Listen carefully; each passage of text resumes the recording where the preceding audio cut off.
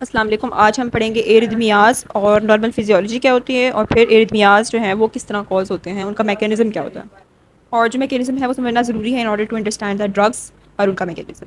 अब हम कहते हैं एरिथमिया होता क्या है, कोई भी कार्डिक रिदम जो कि नॉर्मल साइनस रिदम ना हो।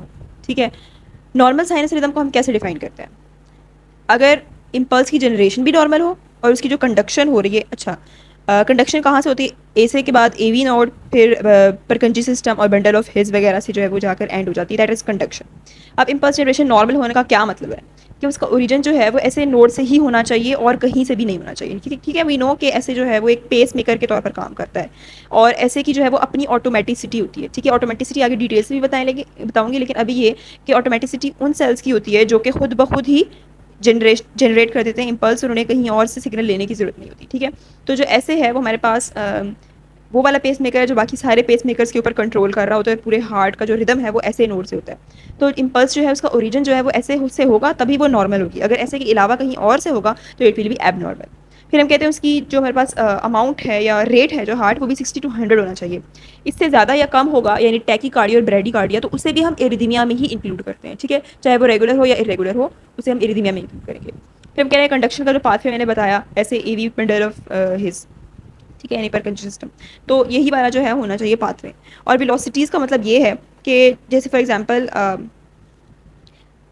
क्या कहते हैं, हम कहते हैं ऐसे नोड जो है ना, ठीक है, उसका जो थ्रेश होल्ड है वो जल्दी पहुंच जाता है बाकी पेस मेकर्स के मुकाबले में। ठीक है, हमें पता है ना बाकी पेस मेकर्स भी हैं, ए बी नोड पर कंची सिस्टम वगैरह। तो उन पेस मेकर्स के मुकाबले में ऐसे नोड जो है वो थ्रेश होल्ड पर जल्दी पहुंच जाता है। तो ऐसे नोड जो है उन सबसे पहले फायर कर देता है। ठीक है, यानी कि ये हार्ट है हमारे पास, दिस इज ऐसे node, this is A V node, और ये सारा जो है हमारे पास बंडल ऑफ परकंजी सिस्टम है। अभी ये लोग अपना कर ही रहे होते हैं, ये भी तो पेस मेकर्स, इनके पास भी तो ऑटोमेटिसिटी होती है। ठीक है, तो फिर ये क्यों नहीं कंट्रोल करते? ऐसे नोड क्यों कंट्रोल करता है? क्योंकि ऐसे नोड जब तक ये अपने थ्रेश होल्ड पर पहुँचते हैं, ऐसे नोड पहले ही पहुँच जाता है और फायर जो है वो कर देता है। जो वो फायर करता है वो इनके ऊपर आ जाती है, और इनका जो अपना इम्पल्स था वो ख़त्म हो जाता है जो पहले हो रहा था। ठीक है, तो हम इसे कहते हैं कि ऐसे नोड जो इनको ओवर ड्राइव कर जाता है, और ये सारे जो है सब प्रेस हो जाते हैं, और ऐसे नोड जो है इन सबका कंट्रोल जो है वो ले लेता है।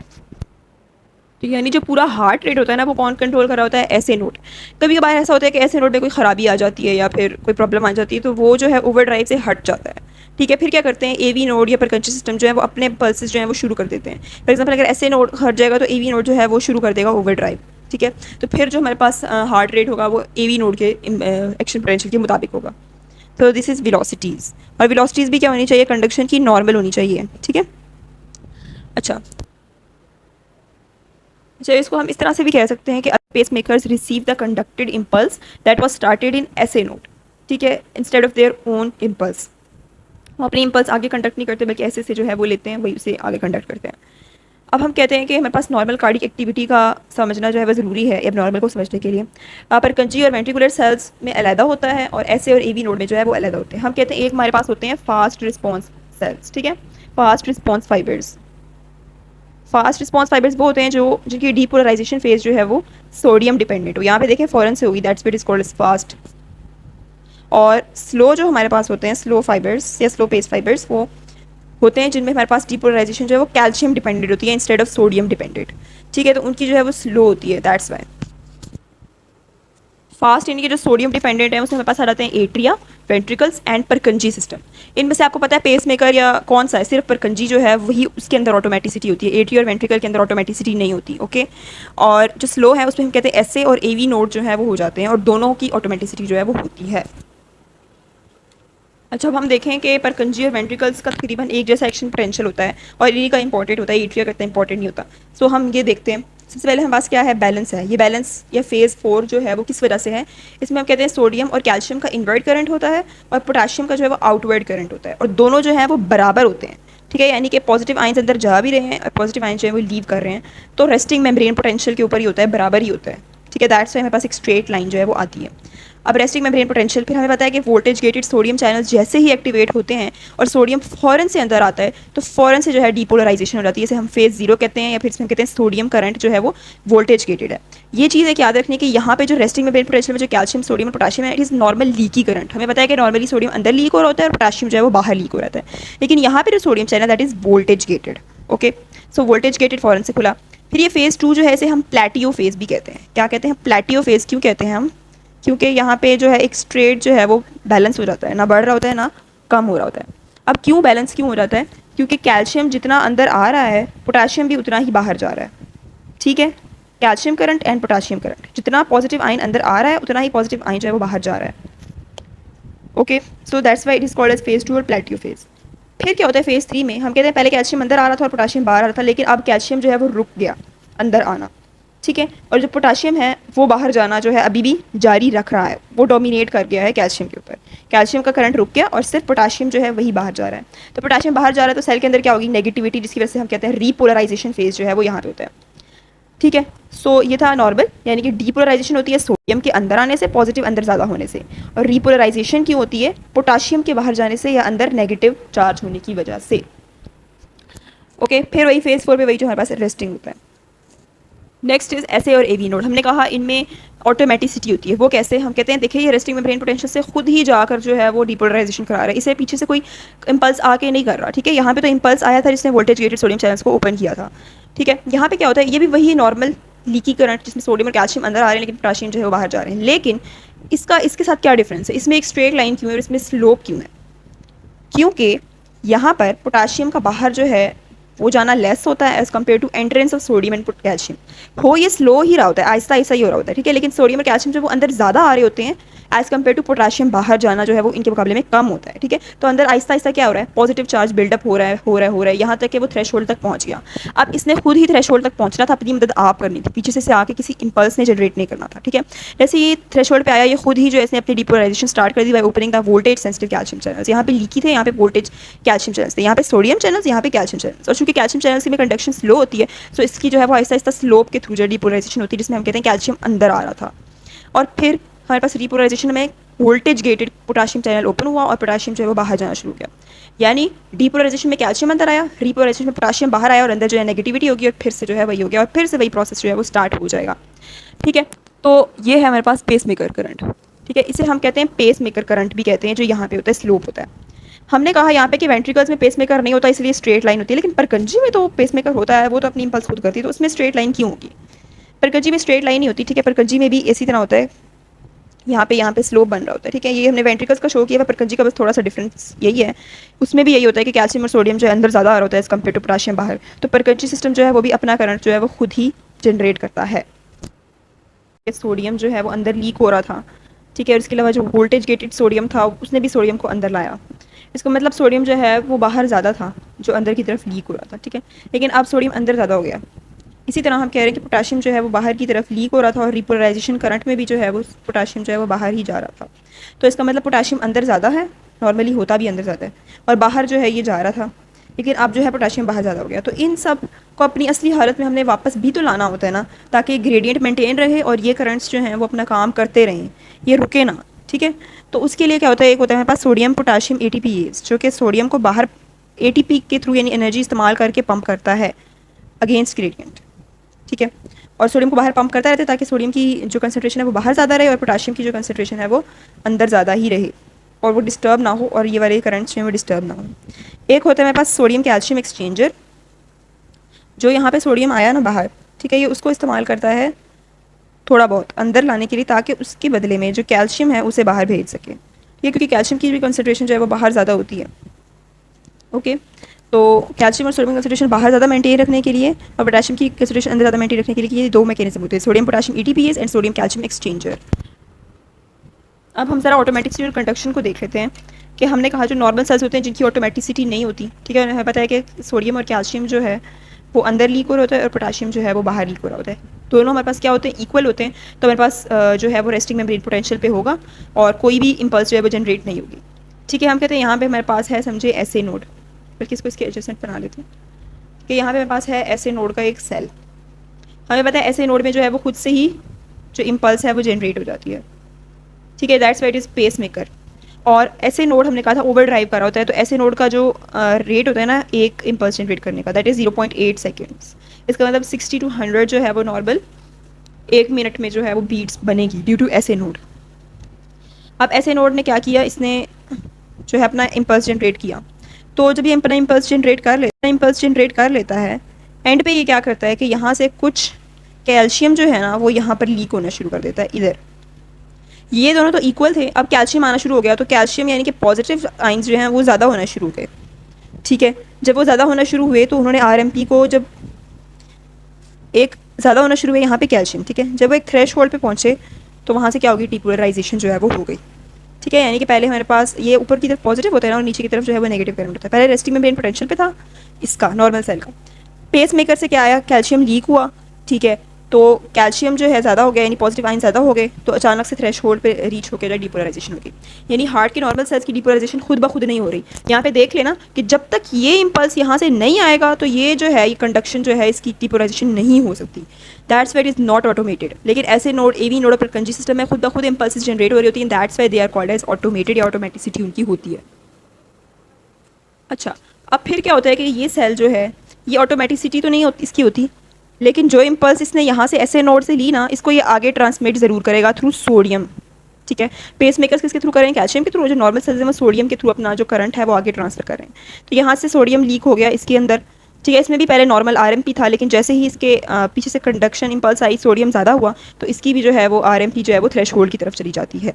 तो ऐसे जो है एक ऐसे नोड जो है वही सबको कंट्रोल कर रहा होता है, ठीक है। यहाँ पे कहीं भी एवी नोड भी आएगा, ठीक है। तो ये इसी तरह जो है इम्पल्स यहाँ तक जाएगी, इवन दो एवी के पास ऑटोमेटिसिटी है, ये अपनी जनरेट कर रहा था, ठीक है। एवी भी जो है वो अपनी जनरेट कर रहा था, लेकिन इसकी हमने क्या बोला कि इसकी जो स्लोप है वो थोड़ी सी स्लो होती है। अभी थ्रेश होल्ड तक पहुंचा ही नहीं होता कि पीछे से इसकी इम्पल्स जो है वो ऐसे से शुरू हुई थी वही आ गई, ठीक है। तो इसकी अपनी जो इम्पल्स है वो टर्मिनेट हो जाती है और एक न्यू शुरू हो जाती है जो कि ऐसे से आ रही थी। That's why although AV and Purkinje are automated, लेकिन वो अभी कंट्रोल नहीं कर रहे, उन्हें ऐसे जो है वो ओवर ड्राइव कर रहा है। So I hope this was easy and not difficult. Next carry on करने से पहले हमारे पास कॉन्सेप्ट होना ज़रूरी है इनएक्टिवेटेड सोडियम चैनल्स और रिफ्रैक्टरी पीरियड का, ठीक है, इफेक्टिव रिफ्रैक्टरी पीरियड का। होता क्या है कि for example, just as an example ले लें, सोडियम इनएक्टिवेटेड चैनल्स किस में होंगे, ऑब्वियसली जिसमें सोडियम डिपेंडेंट जो है वो क्या होगी, डिपोलराइजेशन होगी, राइट, यानी कि वेंट्रिकल्स और परकंजी सिस्टम। अब ये हमारे पास हो गया। हम कहते हैं कि जब हमारे पास ये वाला स्टेज होता है ना, ठीक है, इस दौरान सोडियम चैनल्स जो हैं वो होते हैं रेस्टिंग स्टेज पे, ठीक है। और लीकी जो ये वोल्टेज गेटेड सोडियम चैनल्स की बात करी, लीकी तो हमें पता है वो हर वक्त ऑन रहते हैं, ठीक है, उसमें लीक हो रहा होता है। ये मेरे पास होता है रेस्टिंग स्टेज पे ड्यूरिंग रेस्टिंग मेम्ब्रेन पोटेंशियल। जैसे ही डिपोलराइजेशन होती है, वो क्यों होती है, क्योंकि हमारे पास जो सोडियम चैनल्स है वो फ्लिप हो जाते हैं इनटू एक्टिव स्टेट, जिसकी वजह से सोडियम जो है वो अंदर आ जाता है सारा, वी नो। फिर क्या होता है हमारे पास, ये जो प्लेटियो फेज है ना, इस दौरान क्या होता है कि जो सोडियम है वो इनएक्टिव स्टेट में चला जाता है चैनल, ठीक है, किसमें, इनएक्टिव स्टेट में चला जाता है थ्रू आउट दिस पीरियड। यानी इसमें से सोडियम अंदर नहीं आ सकता, चाहे जो मर्जी कर लो, चाहे पीछे से न्यू इम्पल्स भी जनरेट कर दो ना, तब भी सोडियम यहाँ से ये वाला चैनल एक्टिवेट नहीं होगा, खुलेगा नहीं जब तक ये जो है रिपोलराइजेशन फुल नहीं हो जाती, ठीक है। और फिर जब दोबारा रिपोलराइजेशन फुल हो गई और दोबारा रेस्टिंग स्टेज में आ गया, अब फिर से हम कहते हैं सोडियम चैनल जो है वो हो जाएगा रेस्टिंग स्टेज में, ठीक है। अब रेस्टिंग स्टेज में क्या होता है कि हमारे पास यहाँ पे होते हैं एम गेट्स और यहाँ पे होते हैं एच गेट्स। एच गेट्स खुले होते हैं और एम गेट्स बंद होते हैं, सोडियम अंदर नहीं आ सकता। एक्टिव में क्या होता है कि दोनों खुल जाते हैं, एम गेट्स भी और एच गेट्स भी। अब सोडियम जो है वो अंदर आ जाएगा और फ़ौरन से डिपोलराइजेशन हो जाएगी। फिर हम कहते हैं इनएक्टिव स्टेज में हम कहते हैं क्या होता है कि एम तो चलो खुल जाते हैं, लेकिन जो एच चैनल्स हैं ना वो बंद रहते हैं, और रेस्टिंग स्टेज वही फिर से आ गया, ठीक है। तो सॉरी ये गेट्स हैं, ठीक है, एच गेट्स जो है वो बंद हो जाते हैं। हम कहते हैं जो यहाँ से यहाँ तक का पीरियड है ना, ये डिपोलराइजेशन के बाद वाला, ठीक है, इसे हम कहते हैं इफेक्टिव रिफ्रैक्टरी पीरियड। यानी इस दौरान पीछे से कोई भी इम्पल्स न्यू आ रही है ना, तो वो एक्शन पोटेंशियल न्यू जनरेट नहीं करेगी, ठीक है। फॉर एग्जांपल ये हमारे पास इम्पल्स चल रही है और पीछे से न्यू आई है तो ये एक नई इम्पल्स चल जाए, ऐसा नहीं होगा। क्यों नहीं होगा, क्योंकि सोडियम चैनल्स इनएक्टिव स्टेट में, इन्हें हम एक्टिव नहीं कर सकते, ठीक है, इस दौरान पे। तो इसे हम कहते हैं effective refractory period. Refractory period अगर हमारे पास ज़्यादा हो गया, जैसा कि ऐसे अगर रिपोलराइजेशन डिले हो गई और ये ज़्यादा हो गया हमारे पास, ठीक है, तो क्या होगा, इस दौरान कोई भी हमारे पास जो है वो पीछे से इम्पल्स जनरेट नहीं होगी। सो ये कॉन्सेप्ट जो है ये समझ लें। हमने देखना है कि एरिथमिया का मैकेनिज्म्स क्या होते हैं और उनके लिए ड्रग्स जो हैं हम कौन सी यूज़ कर सकते हैं, ठीक है। ड्रग्स वैसे हम डिटेल से आगे भी पढ़ेंगे ग्रुप के अकॉर्डिंग, ग्रुप्स के अकॉर्डिंग, लेकिन अभी सिर्फ मैकेनिज्म समझने के लिए। एरिथमिया का जो है हमने कहा था कि या तो जनरेशन जो है इम्पल्स की उसका ओरिजिन वगैरह वो एबनॉर्मल है, और दूसरा हम कह रहे हैं उसकी जो कंडक्शन है वो नॉर्मल है। अभी हम जनरेशन को पढ़ रहे हैं। जनरेशन में हम कहते हैं या तो एबनॉर्मल ऑटोमेटिसिटी की टर्म आ जाती है, इसका मतलब ये है कि जो टिश्यूज़ लाइक ऐसे AV and Purkinje cells normally automatic होते हैं, जिनमें नॉर्मली ऑटोमेटिसिटी प्रेजेंट होती है, उनकी ऑटोमेटिसिटी जो है वो डिस्टर्ब हो जाए और एबनॉर्मल हो जाए, ज़्यादा हो जाए, कम हो जाए, या किसी भी तरह जो है वो एबनॉर्मल हो जाए। और ट्रिगर्ड ऑटोमेटिसिटी क्या होती है कि वो tissues like atria and ventricle के सेल्स जिनमें नॉर्मली ऑटोमेटिसिटी प्रेजेंट ही नहीं होती, उनमें ऑटोमेटिसिटी जो है वो जनरेट हो जाए। अच्छा, एट्रिया और वेंट्रिकल्स में ये होता है कि हार्ट के अंदर ना कोई डैमेज टिश्यू हो जाता है या इस्कीमिक टिश्यू जो है वो डेवलप हो जाता है, ठीक है। यहाँ एट्रिया में या वेंट्रिकल्स में जहाँ भी कहीं डैमेज सेल्स जो हैं वो बनेंगे, वो सेल्स वैसे तो नॉर्मल स्टेट पे होंगे, वैसे वो एरिथमिया कॉज नहीं कर रहे होंगे, लेकिन जैसे ही वो आकर स्टिम्युलेट होंगे, इम्पल्स पीछे से इम्पल्स में आकर स्टिम्युलेट करेगी, तो फिर जो है वो एबनॉर्मल ऑटोमेटिसिटी जो है वो शो करेंगे। फॉर एग्जाम्पल वो इस तरह रेस्टिंग पे थे, एक नॉर्मल इम्पल्स आई, लेकिन उस नॉर्मल के बाद उन्होंने जो है एक एबनॉर्मल इम्पल्स जो है वो शो कर दी। तो जो हमारे पास, इसलिए से हम ट्रिगर्ड कह रहे हैं क्योंकि एक नॉर्मल इम्पल्स आकर जो है एक ऑटोमेटिक इम्पल्स जो है जनरेट कर रही है। इसके लिए था स्टिमुलस, लेकिन इसके लिए स्टिमुलस नहीं था, ये खुद से ही जनरेट हुई ऑटोमेटिसिटी, ठीक है। तो हम कहते हैं उनमें कभी कभार जो है ऑटोमेटिसिटी जो आ जाती है। अब हम कहते हैं ऐसे और एवी नोड और परकंची सेल्स की ऑटोमेटिसिटी अगर ज़्यादा हो जाए, यानी कि टैकीकार्डिया वगैरह हो जाए, तो उसे कम कैसे किया जाए? यूजिंग कैल्शियम चैनल ब्लॉकर्स या सोडियम चैनल ब्लॉकर्स। हमें पता है ऐसे और एवी की डिपोलराइजेशन जो है वो कैल्शियम डिपेंडेंट होती है, that's why calcium channel blockers are more effective. और परकंजी सेल्स की डिपोलराइजेशन जो है वो सोडियम डिपेंडेंट होती है, that's why sodium channel blockers are more effective. अब ये ब्लॉकर्स करते क्या हैं? हमारे पास दो काम करते हैं, एक तो स्लोप टूवर्ड्स या फिर ऑफ डिपोलराइजेशन जो उसे कम करते हैं। अब ये स्लोप क्या है?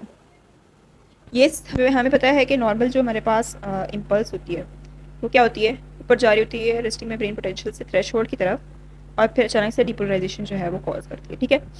हमने क्या किया, सबसे पहले हमने इसका स्लोप जो है वो कम किया टुवर्ड्स डिपोलराइजेशन, क्योंकि ऑब्वियसली हमें पता है इस फेज के दौरान क्या हो रहा होता है। इस फेज के दौरान सोडियम और कैल्शियम जो है वो अंदर आ रहे होते हैं और पोटाशियम जो है वो बाहर जा रहा होता है, राइट। सोडियम एंड कैल्शियम जो है वो अंदर आ रहे होते हैं और जो पोटाशियम है वो बाहर जा रहा होता है। लेकिन पोटाशियम का efflux is less than sodium and calcium influx we know, लेकिन हमने सोडियम और कैल्शियम चैनल्स को ब्लॉक कर दिया है, तो इनका जो इनफ्लक्स है वो रिड्यूस हो जाएगा। तो ये जो है इनका slope towards the threshold, वो जो है वो भी हमारे पास रिड्यूस हो जाएगा, यानी उसका स्लोप जो है वो डिले हो जाएगा, यहाँ तक पहुँच जाएगा। पहले वो शार्प था और अब क्या हो गया, उसको रिड्यूस कर दिया। फिर हम नेक्स्ट कहते हैं थ्रेश होल्ड बढ़ा देते हैं। थ्रेश होल्ड बढ़ाने का मतलब ये है कि पहले ये थ्रेश होल्ड था, यानी इस पॉइंट तक आकर enough sodium and calcium channels open हो चुके थे कि अब डिपोलराइजेशन जो है वो हो जाए, ठीक है, अब डिपोलराइजेशन जो है वो हो जाए। लेकिन अब चूँकि sodium and calcium channels block हैं, ठीक है, तो इस पॉइंट पे आने के बाद भी अभी तक इनफ सोडियम या कैल्शियम चैनल्स नहीं ओपन हुए कि एक्शन पोटेंशियल जो है वो डिपोलराइज हो जाए, इसीलिए इसे मज़ीद टाइम चाहिए, ठीक है। और ये मज़ीद जो है डिले होता रहता है क्योंकि वो स्लोली ओपन हो रहे हैं ना, दैट्स पर स्लो हो रहा है सब कुछ काम। तो थ्रेश होल्ड भी इंक्रीज़ हो गया और हमारे पास स्लोप भी डिक्रीज़ हो गया, तो इससे क्या हो गया, डिपोलराइजेशन जो है बहुत ज़्यादा डिले हो गई है। और ऊपर से हमें पता है डिपोलराइजेशन भी सोडियम और कैल्शियम डिपेंडेंट है और वो भी हमने ब्लॉक किए हुए। अच्छा, बल्कि नहीं, वो तो वोल्टेज गेटेड चैनल्स, अभी हम कौन से चैनल्स की बात कर रहे हैं, जो ये वाला पेस मेकर करंट बनाते हैं, हम उन चैनल्स की बात कर रहे हैं, कैल्शियम और सोडियम चैनल्स की, ठीक है। तो दो काम हो गए, एक इन्होंने कर दिया स्लोप टुवर्ड्स डिपोलराइजेशन को कम कर दिया और दूसरा थ्रेशोल्ड को बढ़ा दिया, जिसकी वजह से डिपोलराइजेशन डिले हो गई। अब इसका ओवरऑल रिजल्ट क्या होता है? पहले हमारे पास इम्पल्स जो थी वो इस तरह थी, बहुत ज़्यादा एरिथमिया हो रहा था या टैकीकार्डिया या इंक्रीज इम्पल्स थी। हमने क्या किया, डिपोलराइजेशन को डिले किया, जिसकी वजह से जो है इम्पल्स ऐसे हो, यानी जो एरिथमियाज थे उनको ट्रीट करने में जो है वो हेल्प किया कैल्शियम चैनल ब्लॉकर्स और सोडियम चैनल ब्लॉकर्स ने। इन तीनों में जो ऑटोमेटिसिटी ज़्यादा हो गई थी, उस ऑटोमेटिसिटी को नॉर्मल जो है वो उस पर ले आए ताकि एरिथमिया को कंट्रोल किया जा सके। नेक्स्ट हम क्या कर सकते हैं, इनकी ऑटोमेटिसिटी को रिड्यूस करने के लिए PANS को ज़्यादा कर दें या बीटा ब्लॉकर्स यानी सिंपैथेटिक सिस्टम को ब्लॉक करते हैं। वी नो सिंपैथेटिक सिस्टम जो है वो ऐसे AV नोड की जो रेट है ऑफ फायरिंग है उसे बढ़ाता है, जबकि पैरासिम्पैथेटिक नर्वस सिस्टम जो है उसकी रेट ऑफ फायरिंग को कम करता है। तो इसका मैकेनिज्म क्या होता है कि जब हमें पता है नॉर्मल में ब्रेन में क्या है, sodium calcium influx, potassium efflux और यहाँ पे चैनल्स है। ये जब चैनल्स एक्टिव होते हैं ना तो ये होते हैं फॉस्फोराइलेटेड। लेकिन जब पैरासिम्पैथेटिक नर्वस सिस्टम आता है, ये एसिटाइलकोलिन रिलीज़ करते हैं जो कि M2 म्यूसेरिनिक रिसेप्टर्स ऑन हार्ट पे जाकर लगता है, GI पाथवे के थ्रू CAMP को कम करता है जो कि PKA को कम करता है, और इसकी वजह से क्या हो जाता है कि ये फॉस्फोराइलेशन जो है ये ख़त्म हो जाती है, यहाँ से नॉन फॉस्फोराइलेशन जो इनकी हो जाती है, ठीक है। अब ये फॉस्फोराइल और जब ये इनएक्टिव हो जाएंगे तो इनका भी वही सेम इफेक्ट होगा जो यहाँ पे हो रहा था, जिसका मतलब है हार्ट रेट या फिर इनकी ऑटोमेटिसिटी, इनके इम्पल्सेस जो हैं वो कम हो गए। नेक्स्ट पे हमारे पास है पोटाशियम चैनल ब्लॉकर्स। अब पोटाशियम चैनल ब्लॉकर्स क्या कर रहे हैं, वी डिड स्टडीड के for example this is Purkinje cell और ventricle cell. Let's suppose it's perfectly okay. तो यहाँ पर हमारे पास रिपोलराइजेशन में, यहाँ पर प्लेटियो में क्या होता है कि कैल्शियम जितना अंदर आ रहा होता है उतना ही पोटाशियम बाहर जा रहा होता है, लेकिन रिपोलराइजेशन के वक्त क्या होता है सिर्फ पोटाशियम जो है वो बाहर जा रहा होता है, उसका इफ्लक्स होता है ताकि अंदर नेगेटिव चार्ज हो जाए। अब पोटाशियम चैनल ब्लॉक कर दिया, ठीक है, यानी ये पोटाशियम जो है बाहर स्लोली जाएगा और रिपोलराइजेशन जो है वो क्या हो जाएगी, डिलेड हो जाएगी, ठीक है। रिपोलराइजेशन क्या हो गई, डिले हो गई। अब रिपोलराइजेशन अगर हमारे पास डिले हो गई तो उसकी वजह से क्या हुआ, पहले इतना अफेक्टिव रिफ्रैक्टरी पीरियड था, राइट, अब अफेक्टिव रिफ्रैक्टरी पीरियड क्या हो गया, बढ़ गया।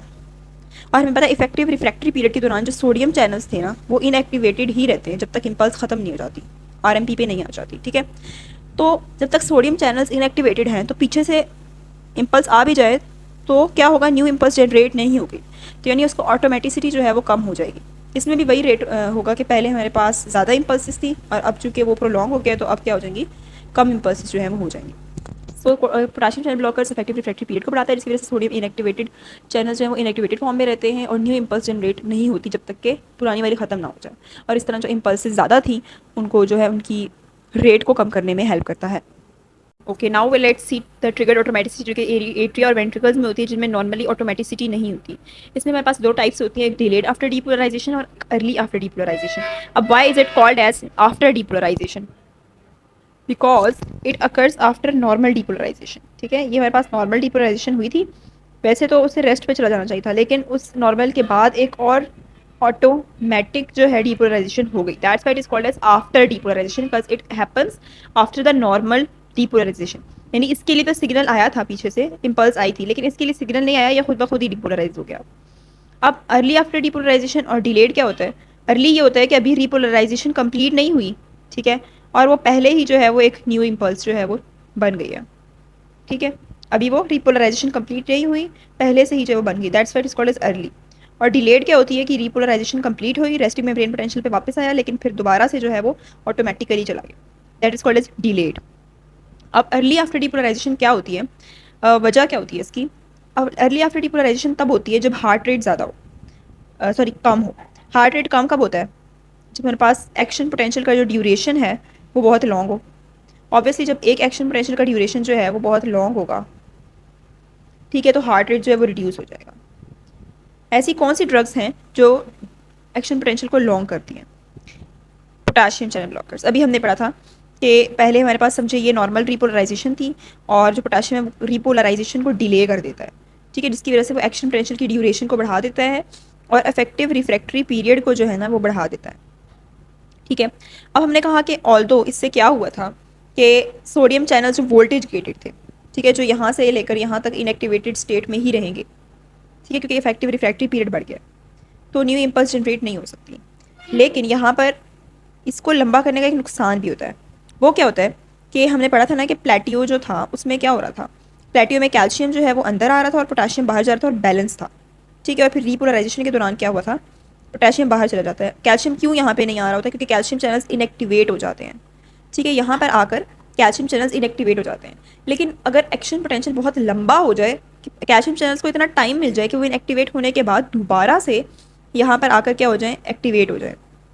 इसी रिपोलराइजेशन के दौरान कैल्शियम वैसे तो नॉर्मली इनएक्टिवेटेड रहते हैं, लेकिन क्योंकि एक्शन पोटेंशियल का ड्यूरेशन इतना लंबा हो गया कि कैल्शियम चैनल्स को टाइम मिल गया कि वो इनएक्टिवेट से दोबारा जो है वो रिकवर कर जाए, ठीक है। तो फिर क्या होगा फिर कि यहाँ पर कैल्शियम जो है उसका इन्फ्लक्स शुरू हो जाएगा अंदर, और अभी वो रिपोलराइजेशन पे जाएगा ही नहीं कि दोबारा से जो है वो क्या हो जाएगी, डिपोलराइजेशन हो जाएगी, क्योंकि कैल्शियम का इन्फ्लक्स हो रहा है, यानी कि सेल के अंदर जो है पॉजिटिव जो है वो ज़्यादा हो रहा है, ठीक है। तो अब कैल्शियम ने अंदर आना शुरू कर दिया ड्यूरिंग डिपोलराइजेशन ही, तो वहीं पे क्या हो गया, हमारे पास अर्ली आफ्टर डिपोलराइजेशन जो है वो एक हो गई और ये ऑटोमेटिक होती है, ठीक है। तो ये हमारे पास नुकसान होता है एक। ऑल्दो याद रखें कि जो सोडियम इनएक्टिवेटेड चैनल्स थे वो इफेक्टिव रिफ्रैक्टरी पीरियड के साथ उनका कनेक्शन होता है। अगर इफेक्टिव रिफ्रैक्टरी पीरियड ज़्यादा होगा तो इनएक्टिवेटेड सोडियम चैनल्स जो हैं वो इनएक्टिवेटेड स्टेट में ही रहेंगे, लेकिन कैल्शियम चैनल्स जो हैं उनके यहाँ पे एक्टिवेट होने की वजह से क्या हुआ, अर्ली आफ्टर डिपोलराइजेशन जो है वो हो गई, ठीक है। तो यानी एक तरफ पोटेशियम चैनल ब्लॉकर्स मेरे पास ऐसे और एबी नोड की ऑटोमेटिसिटी को कम कर रही हैं, लेकिन दूसरी तरफ वो एट्रिया और वेंट्रिकल्स के अंदर जो है वो अर्ली आफ्टर डिपोलराइजेशन भी कॉज कर रही हैं। अच्छा, अब ऑब्वियसली अगर समझें कि हमारे पास एक्शन पोटेंशियल का ड्यूरेशन लॉन्ग हुआ, हार्ट रेट कम हुआ, उसका ईसीजी पे क्या असर होगा, this is P Q R S and T, Q and T. We know ये क्या है हमारे पास, QT क्या शो करता है? Duration of action potential. कैसे? इन वेंट्रिकल्स स्पेशली, ठीक है, हम सिर्फ वेंट्रिकल्स की बात कर रहे हैं और हमें पता है कि ये जो है ये ज़्यादातर वेंट्रिकल्स में इंपॉर्टेंट होते हैं, ठीक है, क्योंकि वेंट्रिकल्स का जो एरिथमिया है वो ज़्यादा खतरनाक होता है एज कम्पेयर टू एट्रिया, तो हम वेंट्रिकल्स के लिहाज से ही पढ़ेंगे। अच्छा, एक्शन पोटेंशियल ड्यूरेशन इन वेंट्रिकल ज़्यादा कैसे हुआ कि क्यों जो है ये वेंट्रिकल डीपोलराइजेशन है, यानी कि ये वाला फेज, और जो टी वेव है दैट इज रीपोलराइजेशन, यानी ये वाला फेज, दोनों के दरमियान में जो गैप है वो क्या है हमारे पास? Action potential duration. और जब वो ज़्यादा होगा तो QT जो है वो लॉन्ग होगा, जिसे हम कहते हैं लॉन्ग QT सिंड्रोम। जिन लोगों में लॉन्ग QT सिंड्रोम है उनमें अर्ली आफ्टर डीपोलराइजेशन का खतरा जो है वो ज़्यादा होता है, ठीक है। और कभी कभार क्या होता है कि अर्ली आफ्टर डीपोलराइजेशन में प्रेसिपिटेट हो जाती है, ठीक है, क्योंकि खतरा होता है ना, तो किसी भी वक्त जो है ये हो सकती है, ठीक है। सपोज करें कि जो है ये यहाँ पर हो गई अर्ली आफ्टर डीपोलराइजेशन और फिर उसके बाद दोबारा यहाँ पर हो गई, तो ये क्या कॉज कर रहा है? टैकीकार्डिया कॉज कर रहा है ना, ठीक है। तो हम कह रहे हैं कि इसी तरह ECG पे देखा जाए तो फिर वो ऐसे ऐसे ऐसे ऐसे ऐसे टैकीकार्डिया इरेगुलरली शो कर रहा होता है, इसलिए इसका नाम हम देते हैं टोर्सा दी पॉइंटिस। यानी उन लोगों में जिनमें लॉन्ग QT इंटरवल्स हों उनमें खतरा होता है टोर्सा दी पॉइंटिस का, और स्पेशली अगर हम यूज़ करें पोटाशियम चैनल ब्लॉकर्स, क्योंकि वो इस चीज़ का रिस्क जो है ज़्यादा करते हैं। पोटाशियम चैनल ब्लॉकर्स की एक टॉक्सिसिटी होती है टोर्सा दी पॉइंटिस, ठीक है। तो ये मेरे पास क्या है? टैकीकार्डिया है, टैकी एरिथमिया है, जो कि रेगुलर नहीं है, इरेगुलर है और किसी भी वक्त हो सकता है। तो अब इसका ट्रीटमेंट क्या हो सकता है? मैंने बताया कि इसका खतरा उन लोगों में ज़्यादा होता है जिनमें एक्शन पोटेंशियल लॉन्ग हो या फिर क्या हो, हार्ट रेट कम हो, ठीक है। जिनमें हमारे पास लॉन्ग एक्शन पोटेंशियल ड्यूरेशन हो या हार्ट रेट कम हो, उनमें इस चीज़ का खतरा होता है।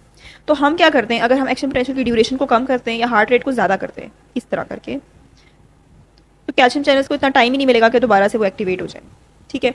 तो ये इससे इनका खतरा जो है वो कम हो जाता है। और हार्ट रेट कौन कौन बढ़ा सकता है मेरे पास? बीटा एगनिस्ट जैसे कि आइसोप्रोटेरेनॉल, ठीक है। उसके अलावा मैग्नीशियम क्या करता है? It directly interferes with the reactivation of calcium channels, ठीक है, यानी कि वो कैल्शियम चैनल्स जो एक्टिवेट हो रहे थे यहाँ पर। अच्छा, एक और बात कि यहाँ पे सिर्फ कैल्शियम चैनल्स एक्टिवेट नहीं होते, लेड सोडियम चैनल्स भी एक्टिवेट होते हैं। Mind you there is a difference between voltage gated sodium channels, जो कि हमने कहा इनएक्टिव फॉर्म में ही रहेंगे throughout the effective refractory period, and there is a difference between the late sodium channels. ये हमारे पास क्या होते हैं, ये इसमें जो है वो स्लो इन्फ्लक्स ऑफ सोडियम हो रहा होता है, ठीक है। तो इनके भी एक्टिवेट होने का खतरा जो है वो यहाँ पे अगर एक्शन प्रेशर ज़्यादा हो जाए तो एंड पे हो जाता है, ठीक है। कैल्शियम चैनल्स और लीड सोडियम चैनल्स, और दोनों क्या करा रहे हैं? इन्फ्लक्स ऑफ कैटाइंस करा रहे हैं, जिसकी वजह से अर्ली आफ्टर डीपोलराइजेशन जो है वो हो सकती है। तो हम मैग्नीशियम आइंस क्या करते हैं? They directly interfere with the opening of और reactivation of calcium and sodium channels, so they prevent the early after depolarisation. और आइसोप्रोटेरेनॉल क्या कर रहा है? हार्ट रेट को कम कर रहा है, सो उसका खतरा जो है वो कम हो रहा है। Next is delayed after depolarisation. इसका बहुत ही सिंपल सा मैकेनिज्म है, वो ये है कैल्शियम ओवरलोड, यानी सेल के अंदर एट्रिया वेंट्रिकल के अंदर क्या हुए में कैटाइंस जो है वो ओवरलोड हुए में हैं। तो जब भी कैटाइंस ओवरलोड में, सपोज ये हमारे पास नॉर्मल है, इम्पल्स आई है, लेकिन क्योंकि इसके अंदर कैटाइन ज़्यादा है तो ज़्यादा देर RMP पे टिक नहीं सकता, ठीक है, रेस्टिंग मेम्ब्रेन पोटेंशियल पे ज़्यादा देर टिक नहीं सकता। इसका दिल करेगा कि आहिस्ता आहिस्ता जो है दोबारा से थ्रेशोल्ड की तरफ जाए, क्योंकि थ्रेशोल्ड क्या है? पॉजिटिव की तरफ जा रहा है, और रेस्टिंग मेम्ब्रेन पोटेंशियल से अगर हम नीचे जाए तो दैट इज नेगेटिव। अब चूंकि इसके ऊपर कैटाइंस लोड हुए हैं, ठीक है, तो इसका आहिस्ता आहिस्ता जो है वो इंक्रीज करेगा पोटेंशियल, यहाँ तक कि यह खुद ब खुद ही थ्रेशोल्ड पे चला जाए, और वहाँ पे जैसे ही पहुंचेगा तो वहाँ पे क्या कॉज करा देगा? डीपोलराइजेशन। और ये जो हमारे पास सेकंड वाली होती है that is without any signal, first वाली सिग्नल से होती है और सेकंड वाली ऑटोमेटिक होती है, that's what is called as delayed after depolarisation. ये होती, हमने कहा कि कैल्शियम ओवरलोड की वजह से होती है। अक्सर हम कहते हैं डिजिटैलिस टॉक्सिसिटी, क्योंकि डिजिटैलिस क्या करा रहा होता है? कैल्शियम को इंक्रीज कराकर कॉन्ट्रेक्टिलिटी इंक्रीज करा होता है वेंट्रिकल्स की, लेकिन अगर बहुत ज़्यादा हो जाए तो कैल्शियम ओवरलोड की वजह से इसका ये इफेक्ट होता है। दूसरा, हमें पता है कि इस्कीमिक सेल के अंदर, कार्डिक सेल्स जो इस्कीमिया होता है उसके अंदर भी कैल्शियम ओवरलोड हुआ होता है। क्यों? क्योंकि उनमें हमारे पास ATP कम बन रहा है, ठीक, ऑब्वियसली इस्कीमिया ऑक्सीजन कम है, तो सोडियम पोटाशियम ATPase जो है वो भी काम कम कर रहा होता है, जिसकी वजह से हम कहते हैं सेल के अंदर क्या एक्यूमुलेटेड होते हैं? सोडियम, ठीक है। सोडियम आर देमसेल्व्स कैटाइंस, और हमें पता है कि एक सोडियम कैल्शियम एक्सचेंजर लगा होता है यहाँ पर, जो कि सोडियम क्योंकि अंदर ज़्यादा है तो उन्हें कैल्शियम से एक्सचेंज कर लेगा, तो अंदर कैल्शियम ओवरलोड भी जो है वो हो जाएगा। तो इस्कीमिया सेल्स के अंदर कैल्शियम ओवरलोड हुआ होता है, तो उसमें भी ये हो सकते हैं। तो ऑब्वियसली सबसे पहले क्या है? कैल्शियम चैनल ब्लॉक कर दें, यानी हम कैल्शियम को जो है वो अंदर आने ही ना दें, एक्यूमुलेट ही ना होने दें। और दूसरा हम कह रहे हैं सोडियम चैनल ब्लॉकर्स। क्यों? क्योंकि यहाँ पे जो डीपोलराइजेशन हो रही है वो कौन करा रहा है? सोडियम चैनल्स करा रहे हैं ना, ऑब्वियसली, ठीक है, सोडियम चैनल्स करा रहे हैं। तो अगर हम उस डीपोलराइजेशन को ही ना होने दें, तो इवन तो कैल्शियम ओवरलोड है और वो थ्रेशोल्ड तक पहुंच गया, लेकिन वो आगे जाके डीपोलराइजेशन नहीं करा रहा, ठीक है, क्योंकि सोडियम चैनल्स ही आगे से ब्लॉक है जो डीपोलराइजेशन के लिए रिस्पॉन्सिबल है। एक इंपॉर्टेंट पॉइंट, हम कहते हैं इस्कीमिया में कैल्शियम चैनल ब्लॉकर्स कॉन्ट्राइंडिकेटेड होते हैं। क्यों? क्योंकि कैल्शियम चैनल ब्लॉकर्स क्या कर रहे हैं? कॉन्ट्रैक्टिलिटी को कम कर रहे हैं, राइट। और कॉन्ट्रैक्टिलिटी कम करने का मतलब है इनका नेगेटिव आइनोट्रोपिक इफेक्ट होता है। और इस्कीमिक टिश्यू जो है वो तो पहले से ही डिप्रेस्ड है, ठीक है, उसमें पहले ही हार्ट का जो फंक्शन है वो कम है, तो अगर हम मजीद उसका फंक्शन कम कर दें तो हार्ट फेलियर की तरफ जा सकता है, दिल मुकम्मल तौर पर शट डाउन हो जाएगा। तो इसीलिए इस्कीमिया में नहीं देते, डिजिटैलिस टॉक्सिसिटी में हम देते हैं कैल्शियम चैनल ब्लॉकर्स। यहाँ से जो आपका टेक होम मैसेज है वो यही होना चाहिए कि कैल्शियम चैनल ब्लॉकर्स जो हैं they can cause torsades de pointes, especially in people with long QT interval syndrome, and they can be treated by magnesium ions and isoproterenol, torsades de pointes. और digitalis toxicity को हम calcium channel blockers के साथ जो है वो treat कर सकते हैं।